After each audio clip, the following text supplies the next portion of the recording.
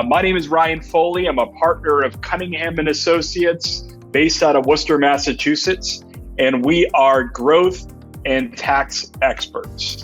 One of the questions that we get asked at some point in time during the conversation with every one of our clients is, what's next? Every business is unique. However, there is a basic model that every business follows. In front of you is the Cunningham Associates Growth to Goal model. And what this does is it outlines the different phases of a business cycle, and it also highlights some different opportunities during each one of those phases. And what we recommend is every business owner begins with an assessment of their organization, really understanding their current position, looking at what the market is doing, and looking at really what defines their success. And that could be employee-based, it could be ownership-based. There's a lot of different metrics or a lot of different ways that success is defined, and it's really unique to the organization, but it's important to recognize that up front. Once established, the goal is to go ahead and understand where the gap is within the organization to get to that goal, whatever those goals may be.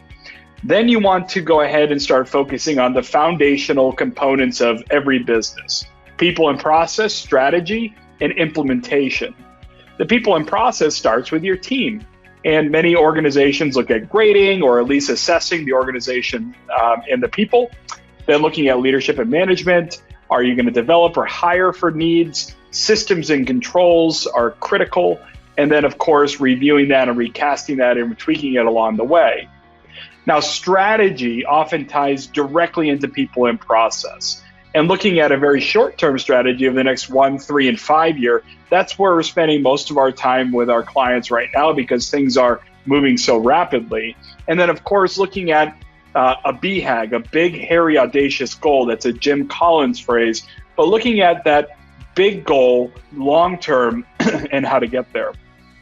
Then you start rolling into understanding what the required resources are outside of people and looking at cash, defining core values, and developing a mission and vision statement that can transcend the entire organization to develop a unified vision. Then comes the most important and often the area where many businesses fall down, and that's implementation. So once the people, process, and strategy are defined, you want to implement all of those things. It's not just you're moving it from idea to reality in a scalable system, training our people, process, developing transparent reporting along with key metrics, which allow us to measure our results. We track, monitor, and control. And we measure those results not against the air, but actually versus the goals that we set out. If it's a positive result, we charge, we move forward. If it's a negative or slightly less desirable result, we change so we can repeat the cycle of the people's strategy and implementation. After positive results are generated, the reward or success comes to play. It's generally defined as increased enterprise value within an organization, realized wealth, or continue to build or take the next step in that organization cycle or that business owner's life. Now, there's a lot of really nice things as we're going along this cycle, including different tax incentives, both state and federal. There's federal and state funding available for training in Massachusetts.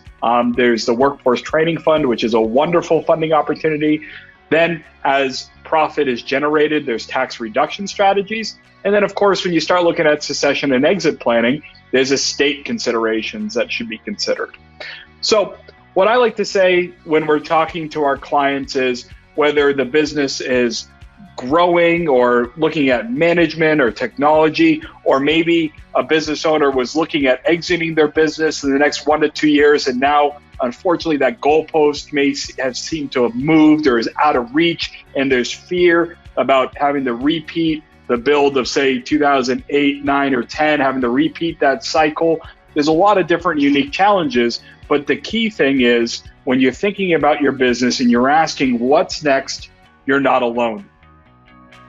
If you'd like to talk further about what's next and some of the different options that we've worked with our clients, you can feel free to reach out. I put all of my contact information on here. That's my direct email. That's my cell phone number. Really hoping that this information has been helpful and, of course, enjoyed today's content. Thanks a lot.